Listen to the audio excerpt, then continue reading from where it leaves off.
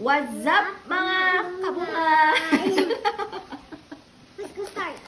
Okay, today we're going to make Graham bar. Graham bar. So first step is we need a container, a bowl. Mga mi, bigla nga ako nag-crave sa Graham bar. Kaya ayun, for the gawa tayo. Kaya tara, samahan mo kayo spend another day with me as 28-year-old public school teacher, small multi-shop owner, wife, and a mom, and back with other mini vlog. Dapat pala sinasama ko na yung content creator at saka affiliate mga mi. Sige, mag-practice tayo sa mga susunod na araw mga sis. Para nga magbago rin yung intro natin. Pero yung mga kabungal nga ay joke lang namin yun mga mi, charis. Ito nga yung day after ng bagyong Pipito mga sis. Suspended nga ang klase at ang work nito mga mi. Pero itong ingredients namin mga sis ay nung isang araw pa nga namin nabili kasi nga nakikrave ako kaso tinatamad niya akong gawin, charis. Oo mga sis, wag niyo akong i-bash. Yung ginamit ko nga na creme densada ay hindi nga na-chill overnight. Kaya ayun, hindi nga nag-double yung volume niya. At nung mga oras na yan mga sis, alam kong failed nga ako, charis. Diba dun nga kayo natutuwa at maraming views kagaya nga nung champurado natin, charis. Ayun, for the whip pa rin natin yan mga sis kahit na alam kong hindi yan na-chill overnight. For the try pa rin nga talaga natin, charis. Mama. Oh, good. Tawag ka na?